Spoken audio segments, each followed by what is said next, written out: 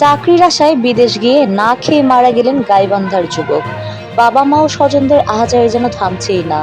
গাইবান্ধার গোবিন্দগঞ্জের কামারদহ ইউনিয়নের রসুলপুর বালুপাড়া এলাকার মারা যাওয়া প্রবাসী শাফিউল ইসলামের পরিবার, গ্রাম মাতিয়ে বেড়ানো ও সামাজিক যোগাযোগ মাধ্যম সব হাস্যোজ্জ্বল প্রাণবন্ত যুবকের অকাল মৃত্যুতে গোটা গ্রাম জুড়ে এসেছে শোকের ছায়া।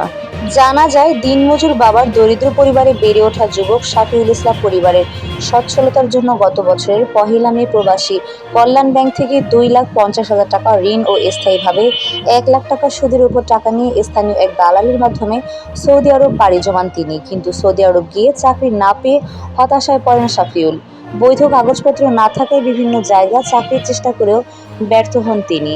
শাফিউলের পরিবার সূত্র জানায়, চাকরি না পেয়ে ও তার কাছে অর্থ না থাকায় মসজিদে সামান্য খাবার সংগ্রহ করে কখনো রাস্তায়, আবার কখনো ফ্লাইওভারের নিচে দীর্ঘ ১৫ মাস অতিবাহিত করে অসুস্থ হয়ে পড়েন তিনি।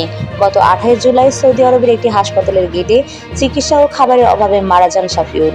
পরিবারের সচ্ছলতার জন্য বিদেশ পাড়ি দেওয়া ছেলের অকাল ও মর্মান্তিক মৃত্যু কিছুতেই মানতে পারছেন না তার বৃদ্ধ বাবা মা এবং গ্রামবাসী। মৃত্যুর খবরে গোটা গ্রাম জুড়ে চলছে কান্নার রোল। বৃহস্পতিবার ১৪ আগস্ট মারা যাওয়া শাফিউলের বাড়িতে গিয়ে দেখা যায়, শেষবারের জন্য ছেলের মরদেহ দেখতেও দালালের শাস্তি চেয়ে বারবার অচেতন হয়ে পড়ছেন তার মা মুসাম্মদ মহিলা বেগম ও বাবা মোহাম্মদ জলিল শেখ। তারা বলেন, পরিবারের সচ্ছলতার জন্য একমাত্র আয়ের উৎস ছেলে ঋণ করে চাকরির জন্য বিদেশ পাঠিয়ে আজ ছেলেকে হারিয়ে নিঃস্ব হয়ে পড়ছি। আমাদের ছেলের মরদেহ এখন দেশে আনবো কিভাবে?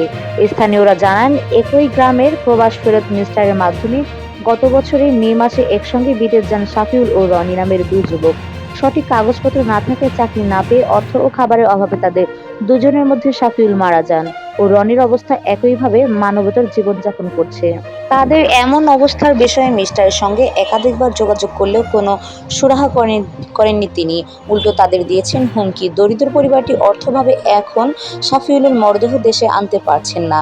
শাফিউলের প্রতিবেশী মনির মিয়া জানান, শাফিউলের মৃত্যুর খবরের গোটা গ্রাম জুড়ে শোকের ছায়া নেমে এসেছে। দালাল মিস্টারের প্রলোভনে পড়ে শাফিউলের মর্মান্তিক অকাল মৃত্যু হয়েছে। শাফিউলের মতো অনেক যুবক মিস্টারের প্রলোভন পড়ে নিঃস্ব হয়েছে। দালাল মিস্টারের দৃষ্টান্তমূলক শাস্তি হওয়া প্রয়োজন।